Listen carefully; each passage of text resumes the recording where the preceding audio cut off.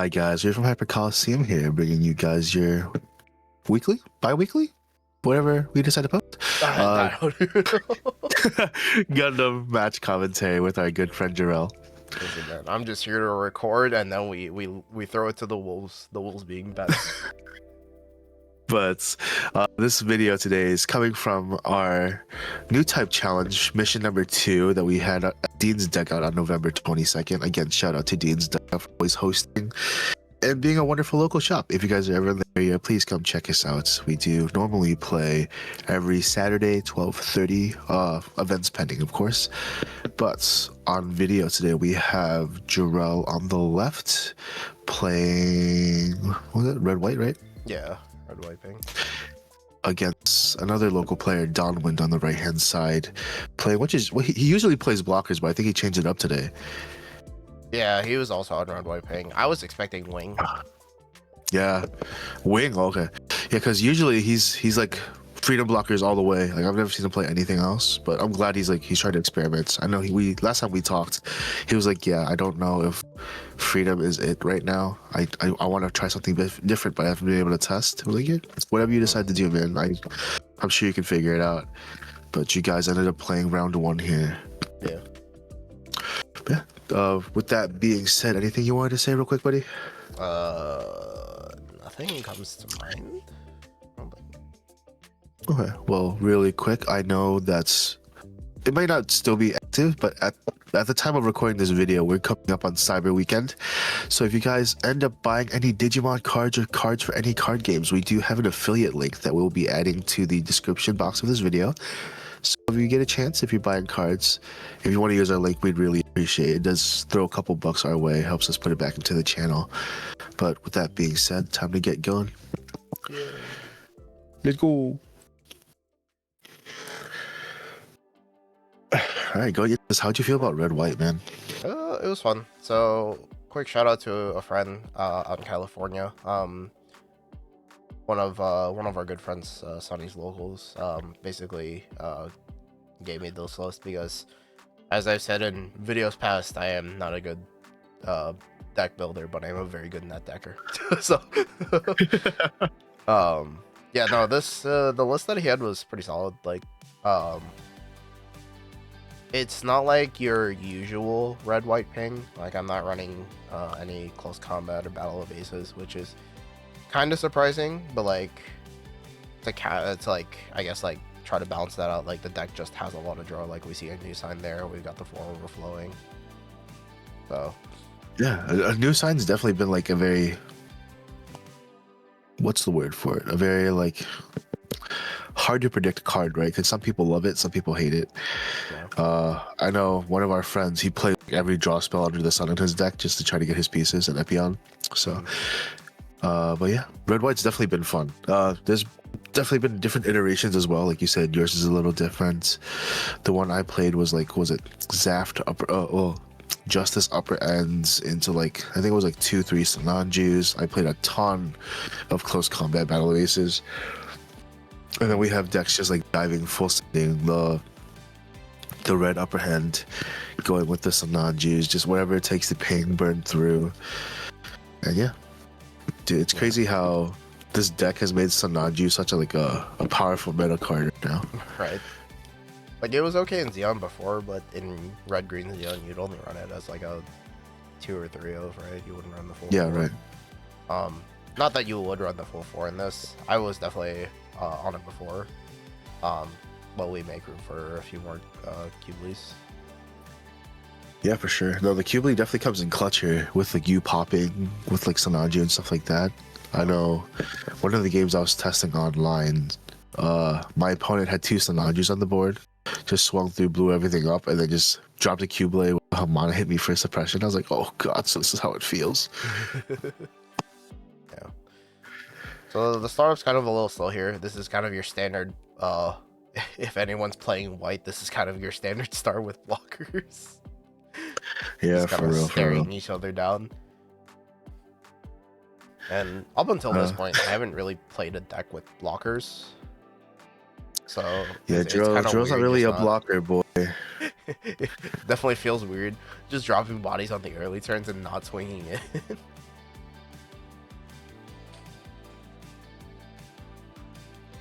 do see a sword strike coming down. That kind of surprised me, but at the same time, like, there's nothing really on my field to bounce, so I'm not too worried about it. Yeah, at this point, the sword strike is essentially just a Rizel or a Hyakuren, just 4/3 body. Yeah. So we are going to try to swing in with the L strike here. Mainly just the L strike, just because it can clear at least one thing on his board, right? And then here's like the nasty part. After this, I didn't hit anything else all day, but like I hit Sinanju on curve with Gira Zulu. Yeah, I remember we ended up playing one of these rounds too, and when you dropped the Gira Zulu, I'm like, what? You're actually playing something you can spit out with that card? Right. But Gira Zulu is not the guards type. It's not a bad card, even if it's a 3 for a 2/4. Like, it's basically your version of Angsha. Yeah. So yeah, I was definitely running a couple in my deck too. I wasn't playing Sinanju at that time, but I see how it worked together. It did put in work because a lot during our match specifically. There's a lot of times where I just didn't want to waste swing into it, so I sat on the board for like 3 turns. yeah. Yeah. So it's like I was able to clear out one of the Rictios with a combined like 3 ping total, which is good. He's gonna send the sword strike and the ale strike, which I'm honestly not too worried about that. The priority here is kind of just protect Sinanju, because that's kind of the way I turn the match into my favor here. We've got Kshatriya Marita coming down. Gonna send the 2 ping somewhere.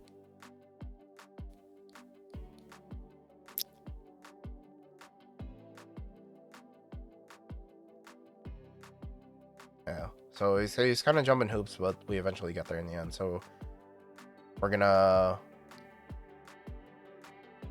put pings on Sinanju and Rick. Now that I'm replaying this, he shouldn't have been able to ping Sinanju on the swing because it's a higher level. Yeah, it's too big. Yeah. But it's fine. Like, it is what it is. We misplay locals. Yeah, again, it was also a high stress situation because we were playing a new type, so sometimes you're in the mindset just going through the motions, don't really catch it. But... yeah. Now that I also think about it, this was my first time playing Gundam Metal locals in like 2 weeks. yeah, you've been out like studying and stuff. Yeah. Oh, okay. Yeah, but I do just block with the Rick, get some damage on the Kshatriya, because I know with the Sinanju swinging in that I'll be able to finish it off. Yeah. Yeah, Sinanju is such a powerful card if he goes unchecked for too long. Yeah. So, yeah. Go overflowing, eat the Cubely. Yeah. I don't think I had any Hamons in hand right now, and I think I had another one just waiting. Time to respond with my own Kshatriya Marita. Yeah, it's very interesting. At the point of recording this video, this was my second new type, and within both new types, the most dominating decks in numbers was either wing or red white, which is cool. It's cool. It's nice to see red white shifting into the meta. Yeah. If I had a blue purple build, I maybe would have run that, just because that's more my speed. But like, again, I was having fun with this red white list. I'd only played a couple of games with it prior to this, and that was just test games against you. Yeah. And I was vibing with it. But yeah. I think the next one that I go to, which isn't until next week, it's the 23rd of November when we're recording this, so I think it's like December like 7th or something like that. Our new type at Chupacabra Games, which is another local shop around here. And I'm thinking about just ripping clan at that one. Honestly, man, I fought 2 clans now, and they've both pushed me pretty far with me using wing. Like, people are definitely underestimating the upper end power of clan. Yeah. Especially as a wing player, it's like the fact that a lot of the units can survive a 0 is so scary. Because I'm committing a full turn to 0 you, and you're telling me 2 of your units that are like 7k booties, 7,000, like 7 power, are like surviving my blast. Like, that's insane. Yeah. I just have to accept the clapback after that. Yeah.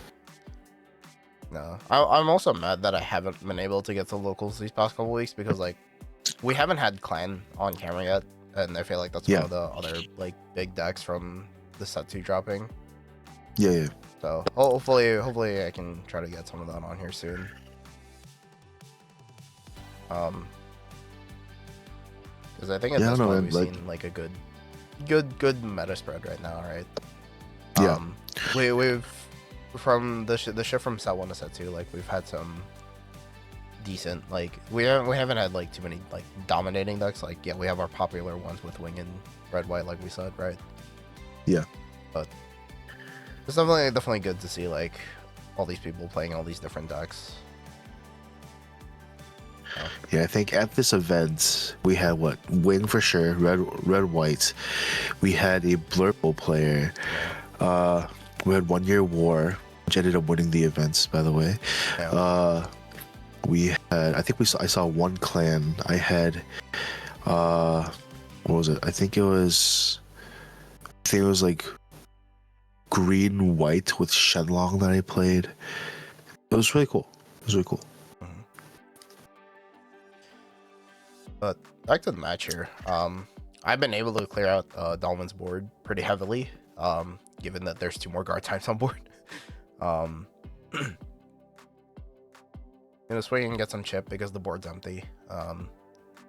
Not really too much risk in doing that. 3 damage. My hand's looking a little rough here. One Quibly, and I think it's 2 Humans. Speaking of which, we are gonna drop that here. So we get the 1 ping and Kshatriya. We are going, which I found that interesting. But we are just gonna swing and take out the base and then take out the Kshatriya in the process. Which we probably could have swung or like pinged like Lefirth or the guards type, right? And then gotten Yeah. the same result. Yeah, because you would get the damage anyway of the Cubile swing. Yeah. And Kshatriya is only a 5 with 3 damage already on it, so like Yeah. we essentially threw away 1 extra point of damage.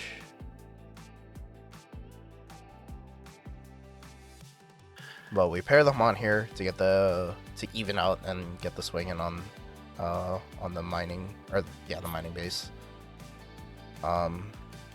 Unforeseen hits the board Yeah. to negate a damage. Unforeseen the Lifrith. So not exactly lethal just yet, but we are definitely presenting it for next turn. If he can't clear out a board here. Although we have another cube. Going in with the suppression. Yeah. The one time I can get the suppression off and it doesn't matter. You're right, yeah. Yeah. Yeah, this board is hard to handle for red white. Like, of course the damage is there, but mostly all of your pings are on the upper end. So it's like, even if you can ping through, you can't ping through everything. Yeah. If we had sequenced that the other way, that probably would have been game. Because actually no, you unforeseen the Lifrith, though it still wouldn't. You still need any form of damage to actually hit the player in order to win. So Yeah. yeah. But regardless, like we're looking at a board to break right now, and I think he only had like 1 or 2 cards in hand. So like even at Yeah, a looks full like 10 2. resources, this is like a very hard board to break.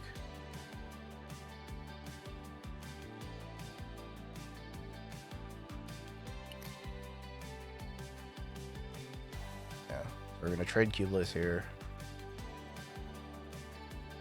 Do have a base, they are Gamma. Nothing to grab back. And then you're just gonna drop an Nail Strike.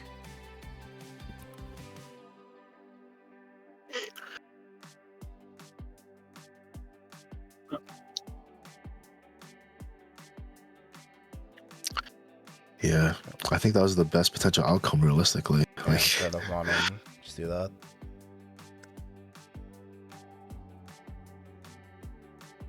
So let's stall this a little bit. I did draw into a mining base, which grabs me a Kshatriya, I think it was.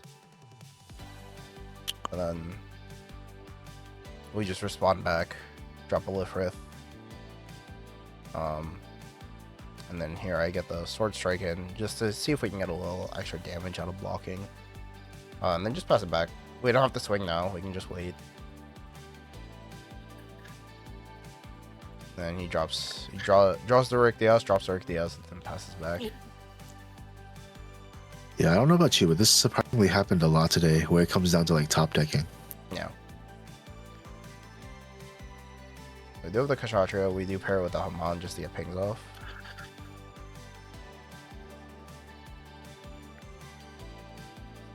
At this rate, I think I am good to swing in. Because if he blocks at the Ail Strike here, that it doesn't kill the Ail Strike, but it'll just down on a blocker, right? Yeah. At this point, it's like you have to kind of pick your poison. Yeah. See how you're trading. Yeah. And then just pass it back. We got rid of the Ail Strike. We can wait another turn now.